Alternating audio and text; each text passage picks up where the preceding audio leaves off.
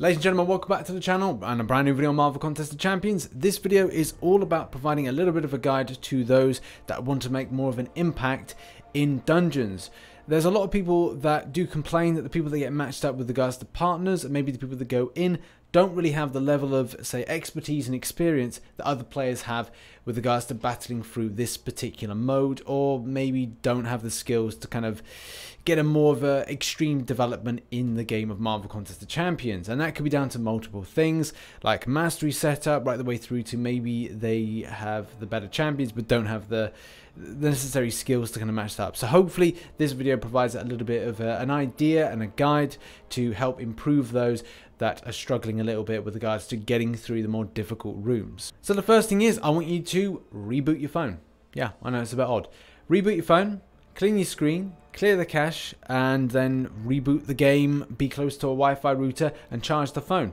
It's important to do those things because the experience with the game sometimes isn't as great. A lot of people do find that by doing that, it does enable a better playing with the game experience. Next up is finding a partner. You can either find a partner by selecting your team and then clicking the find a partner thing, or you can invite one of your friends.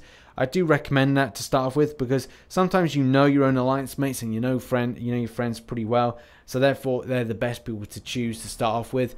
As well, if you've got a dungeon buddy, like say, hey, at this time we'll do dungeons each day, then that can be really effective. And I do that at the moment. I communicate with somebody over line and look the line app, and we just then say, hey, we know this time we'll try and do it. Sometimes it doesn't always work out, but it's important that you work with your fellow buddy in getting those lovely rewards. Next up is the team that you choose. Now, I've done a video with the link is in the description of a long list of champions which I think are really darn effective for doing this particular dungeons. And you know, there's a whole host of different champions. A lot of the ones that are in my top list at the moment. Morningstar's a bit of an iffy one based on like his strength with regards to armor. Yeah, okay, if you defeat like 5 champions then it's great, but most of the time kind of getting there is you may have to sacrifice a lot of your health. But there's a lot of champions that are really good. Like I said, link in the video is in the description. Next up is reading the nodes. You know, nodes can be really helpful to you. They don't have to be really bad. You know, power gaining can be locked with like power lock champions or power control champions. Dash vulnerability, that is fantastic. Always make sure you do that one or get that still up. Stunned for the first 20 seconds, you know, it's quick damage. And high damage output champions can be incredibly effective for this. Next up is playing style. This is probably one of the most important things. Playing style is vitally important. And what people may ask, like, what is playing style? Your playing style is how you're fighting in the battle, whether or not you are focusing on just parrying, blocking, and evading out of specials, or you're the type of player that's able to evade pretty well and just do evades and intercepts. These are based on catching the enemy off guard and then just kind of going back in once they move out at you, hitting them in there. Now that works in some principles, but obviously for the lower rated players or the players that aren't great with regards to skill, you're going to need champions that have higher block proficiency to see you through the more difficult content.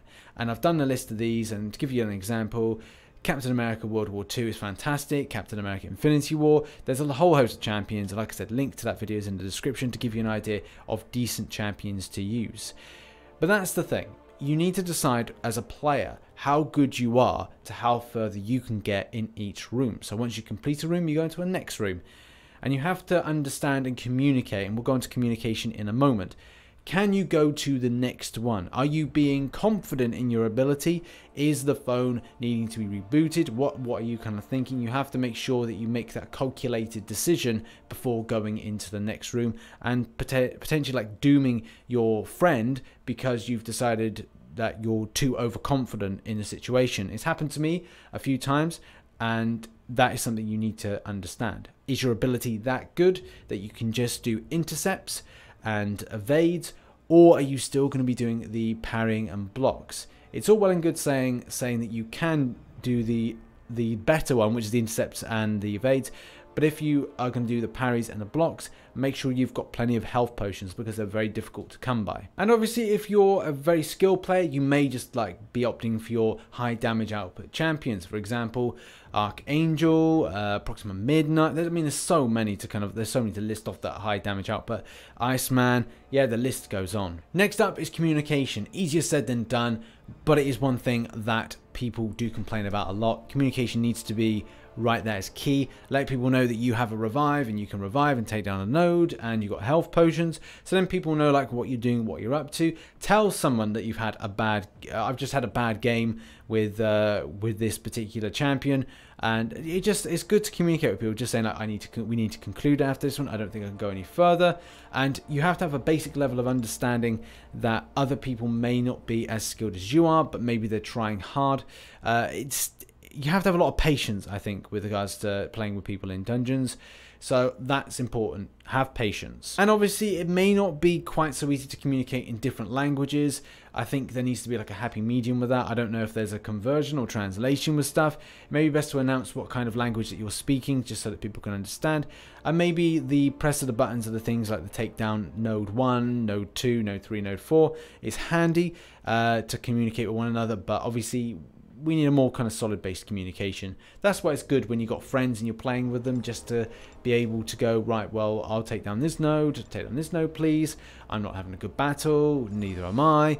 Let's conclude after this one, and then let's go back into it. Like, there's loads of different communication factors, I think, that are very important and definitely need to be done, because a lot of people, as I said, have complained about the lack of communication from some players, and failing, which is just disappointing. My final thoughts on dungeons is that if you are looking to kind of improve your game, then it is all about intercept and evade in order to make a difference in going further in that particular game mode.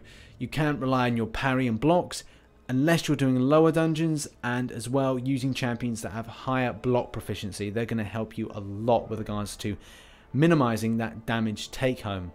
And obviously you can then communicate, and that's the thing, communication is key, especially at the end with regards to the healing aspect. So you go up against the boss, and you can heal, and it's important to understand and look, for God's sake, look at your partner and just see, have they got lower health than you on certain champions, and say to them, you heal X person, as that means that they can then do it.